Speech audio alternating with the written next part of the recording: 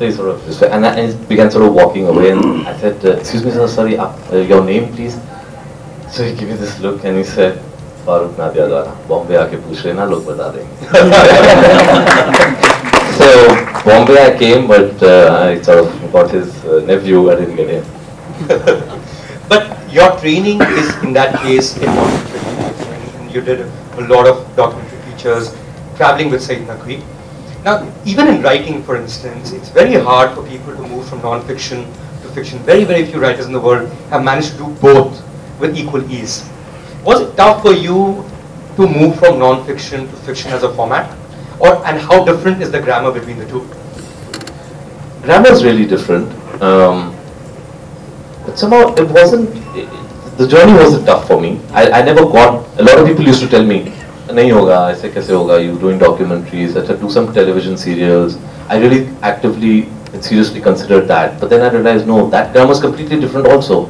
So I don't want to go there. I said, let me just try this. And I think it was easy because I began with a film that was in some sense autobiographical. So what I needed to do was just take the experiences that I was going through as a documentary filmmaker. Me and my friend Rajan Kapoor, we were in Afghanistan for months doing documentaries. And I just started sort of putting what was happening with us in some coherent way, stringing them together in a story. And you know, actually what really started the whole process, I remember, was this was a few months after 9/11, and we were in Afghanistan, and there was this one prison in Afghanistan in the Panjshir Valley. Panjshir Valley now is, of course, probably a 4 or 5 hours drive away from Kabul, but in those days when the bombing was still on and every road had been bombed, it used to take about 10 hours to drive from Kabul to Panjshir. Panjshir was near the Tajik border, and there was this prison over there called Doab. It was called Doab because it was a natural prison which is surrounded by a river on 2 sides and mountains on the other side. And even if you escaped from the jail, you couldn't go anywhere. And all the sort of Al-Qaeda and the foreign mercenaries who were fighting with the Taliban were being put there. And this was the sort of sorting area for people to be shipped to Guantanamo. So every journalist wanted, that was ready to give their right arm to be there. And there was a lot of checkbook journalism happening in those days in Kabul. And they were paying a lot of money, but people were not being allowed to go there.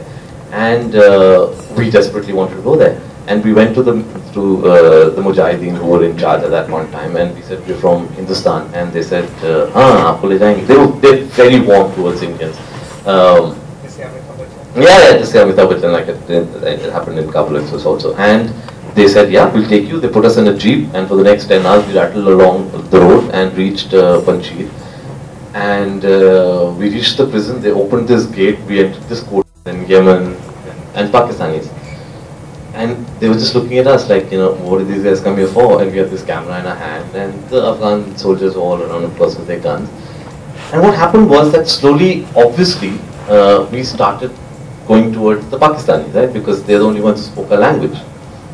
And there was this one guy, Khalid, who spoke very well and very articulate.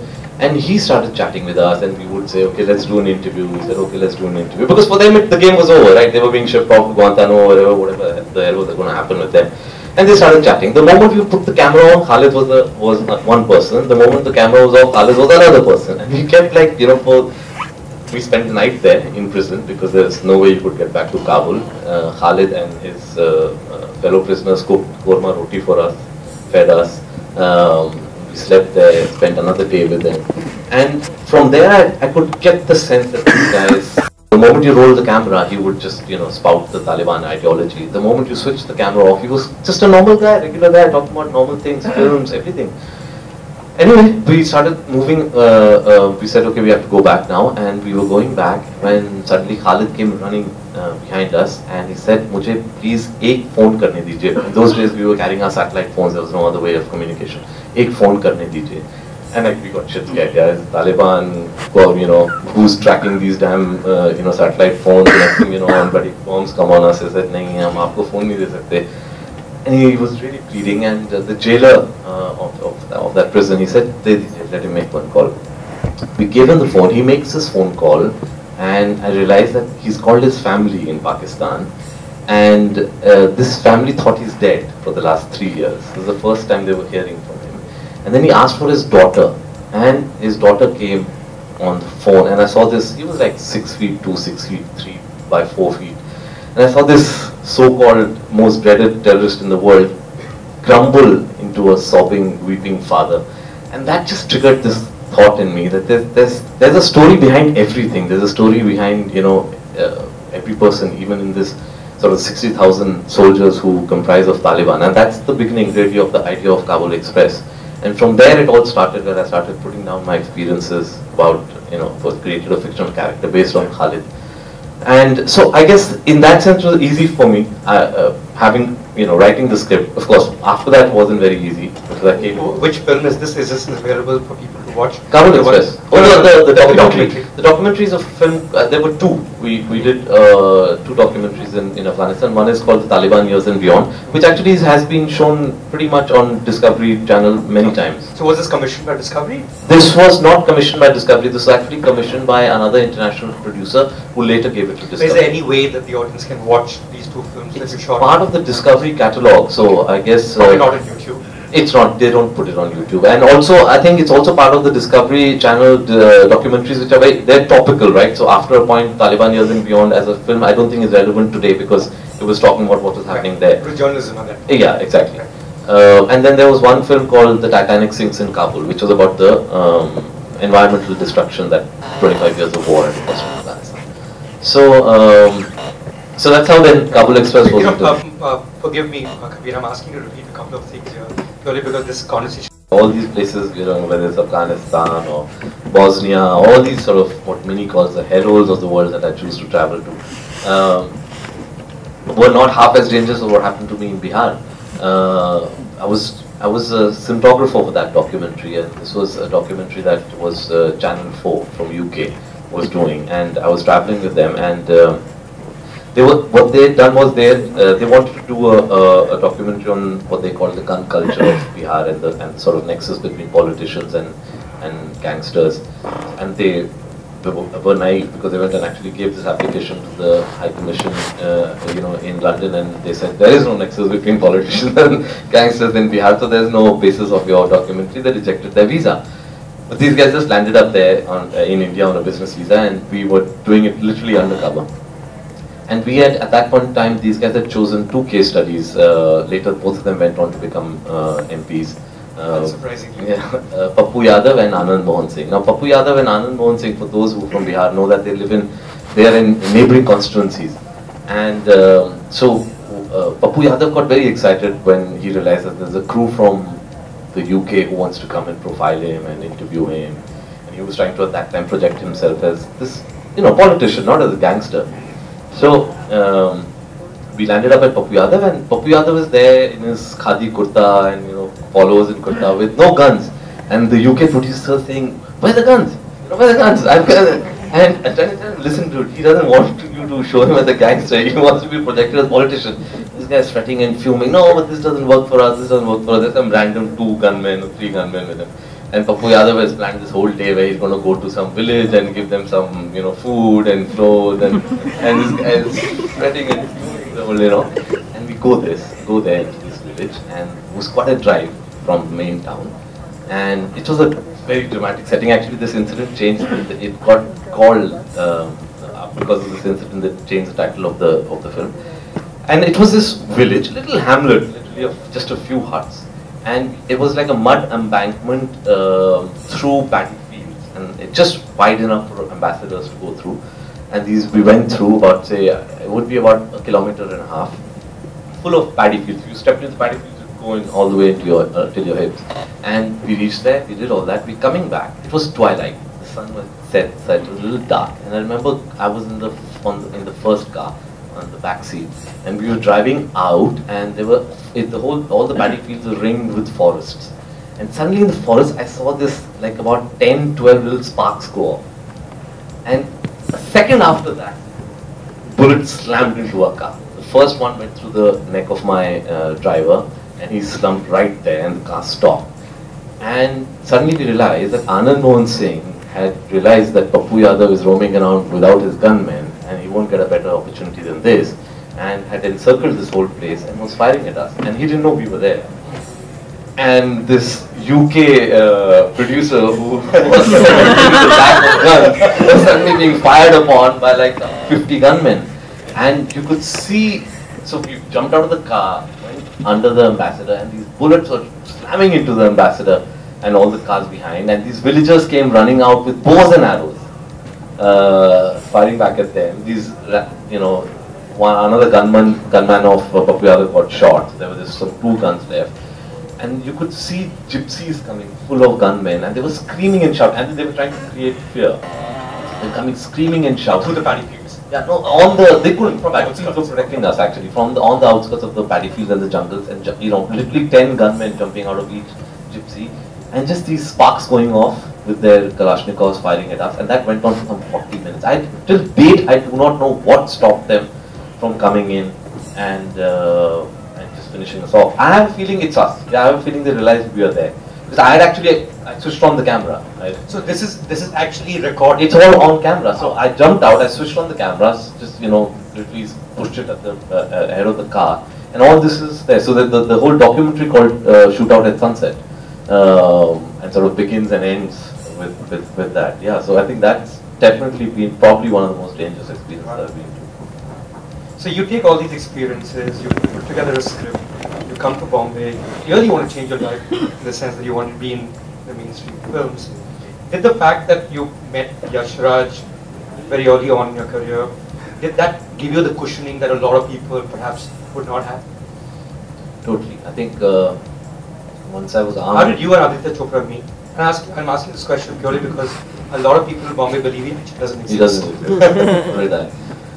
Yeah, actually it's very strange. So I land up in Bombay with my Kabul Express script, cushioned by the fact that my wife was earning quite a decent packet at MTV as a MTV VJ. So we had this house and khana pina chal raha tha. And I was doing these documentaries, of course, but I had this script and I kept going around meeting people, the so-called patrons of alternative cinema, and I got a lot of gyan, no money, but lots of gyan. Everybody liked the script. They said, "हाँ बहुत अच्छी है, बहुत अच्छी है." अच्छा इसमें कौन है hero? So I don't know. I mean, let's go and find. Alternative. Yeah. So they said, I remember one this one I won't take names. No, sure. But there's this company which was headed by somebody who's actually really known as somebody who supports different cinema. And I went there, and they had newly been sort of incorporated as a public limited company. So I thought they'd be flush with funds. And Kaulex was what, some 2-3 crore budget film. I went to them and I said, they said, I sat down and he said, so what's your proposal? I was like, I proposed to make a film. What is the proposal? He said, नहीं, आप समझे नहीं, मतलब proposal मतलब आपका budget क्या है, इसका hero क्या है, इसकी 14 distribution territories होती हैं, आपका revenue model क्या है, territory wise. I'm supposed to know all this. Whatever comes to your job. Yeah. So he says, नहीं, वो तो अच्छा आपको ये सब नहीं मालूम. अच्छा सब स्क्रिप्ट है, मैं कहानी सुना देता हूँ. So he said, नहीं, actually script, see Monday to Friday हम proposal discuss करते हैं, Saturday को हम script सुनते हैं. So, and this is no exaggeration, I'm not trying to just make you guys laugh. So he said, Saturday को हम कहानी सुनते हैं. So I said, तो मैं Saturday को आ जाता हूँ, आपको कहानी सुनाता हूँ. And so I go back on Saturday and I narrate the story of Kabul Express story. And he gets very impressed. He said, बहुत अच्छी कहानी, very nice. He says, देखिए 2 किस्म की फिल्म होती है. एक होती है प्री फ्राइडे फिल्म, एक होती है पोस्ट फ्राइडे फिल्म. सर मेरे को समझ में नहीं आया. So he said, एक होती है जो रिलीज से पहले हम बेच देते हैं, उसका एक प्रपोजल वैल्यू होता है और वो हम बेच देते हैं, फिर वो रिलीज होने के बाद जो भी करती है लेकिन हमारा पैसा सेफ हो जाता है, टेबल प्रॉफिट. एक होती है पोस्ट फ्राइडे फिल्म जो फिर रिलीज होती है, फिर वो अपने बलबूते पे जो करती है, पैसे आते हैं. तो आपकी फिल्म जो है वो पोस्ट फ्राइडे फिल्म है. ठीक है सर, पोस्ट फ्राइडे फिल्म बना लेते हैं. तो ही सेड नहीं, लेकिन हमारी कंपनी का जो चार्टर है वो सिर्फ प्री फ्राइडे फिल्म्स का है. ऐसे थे. सो ही सेड, हाँ एक तरीका है, आप अर्जुन रामपाल को ले आओ, आपकी फिल्म प्री फ्राइडे बन जाएगी. अर्जुन रामपाल का मैनेजर तक नहीं मिला मुझे. So I was completely new. I didn't know a soul in Bombay. I didn't know anybody in the film industry. The first person I met was Arshad Barsi, because Minnie and Maria were great friends at MTV, and they became family. So Arshad is the first actor I knew, and then I met John through somebody and I did Kabul Express from, and he said, whenever you get us, producer, I'm on. And that's something I think, really need to give credit to John, because John and Arshad both came on board way before when Yashraj came on board. Yashraj came later. In fact, Yashraj. So I'll tell you how. So I went through all these experiences. Never going to Yashraj, because Yashraj तो ऐसी फिल्में बनाता नहीं है. So and everybody said, are you mad? What are you going to Yashraj for? This never happened. And even who are you going to meet in Yashraj? There's nobody there. So but unknown to me, there was somebody I'd met who took my script and gave it to Adi. Adi at that point in time was looking for scripts outside of his comfort zone. Somewhere like 2-3 minutes into the conversation, I realized that this is a serious call. I said, okay, I'll come. Expecting that whenever I go, there'll be some, maybe a Bakra crew outside the gates and they'll laugh at me. I said, "Theek hai, main jata hu." And there was this appointment. So I said, great, can we get a writer? He said, what do you want to get a writer for? So I said, to write the script. He said, but I've just read your script. I never wanted to be a writer. I was just putting down because I had no money to pay a writer, right? So I just kept putting down my experiences, thinking, whenever I get a producer, I'll get a writer. He says, no, I like what I'm reading. This is the film I want to make. So sir, it's a 6th Jagran Film Festival. क्या कहना चाहेंगे? I think it's very good. इस किस्म के festivals और showcases जो होते हैं सिनेमा के लिए, these are very important. अलग-अलग किस्म के सिनेमा, अलग-अलग किस्म के फिल्म्स जो ज़्यादातर हमें नहीं दिखने को मिलते हैं, वो यहाँ पे showcase होते हैं. Interesting conversations होते हैं लोगों के साथ, presentations होती हैं. So it's a very good platform. And आज यहाँ पे किसके साथ conversation? जी, मेरा आज मयंक शेखर के साथ एक conversation है. तो generally एक talking about films, generally आजकल क्या किस किस्म की फिल्में हो रही हैं, मेरे काम के बारे में एक overall conversation. सर, जागरण फिल्म फेस्टिवल में ऐसी कोई खास फिल्म जो आप देखना चाहेंगे या आपने देखी हो? असल में एक्चुअली मैं तो अभी 2 दिन पहले वापस आया हूँ. I was traveling outside of the country, तो मैंने अभी तक एक भी फिल्म नहीं देखी है.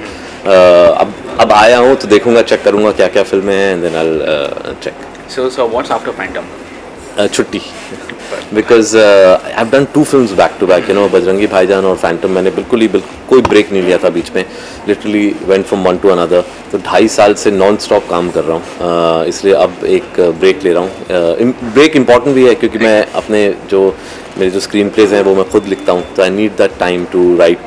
अभी सोच रहा हूँ 2-3 आइडियाज़ हैं, उनको डेवलप कर रहा हूँ और फाइनली फिर 1-2 महीने में डिसाइड करूँगा कि कौन सी कहानी पे मैं काम करूँगा. सर कितना टाइम और लगेगा मतलब आपकी नेक्स्ट प्रोडक्शन देखने में? अभी कोई ऐसा मतलब डेफिनेट शेड्यूल नहीं है, लेकिन मुझे लगता है कि 1.5-2 महीने में एटलीस्ट मुझे ये पता होगी मैं कौन सी फिल्म कर रहा हूँ. And then I start work on it. So hopefully next year तक हमें कुछ ना कुछ हाँ, by the end of this year I should be able to tell you कौन सी फिल्म बना रहा हूँ, मैं किसके साथ बना रहा हूँ. Super sir, thank you sir. Thank you.